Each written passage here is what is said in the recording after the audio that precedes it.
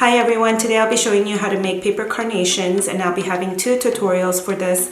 One freehand cutting for people that don't have machines, and then a separate tutorial where I use my Silhouette. And this tutorial will be for freehand cutting, and I actually prefer to cut it by hand rather than using my machine, so it's actually easier. And I'm really excited to show you guys how to make this. It's going to be perfect for the springtime.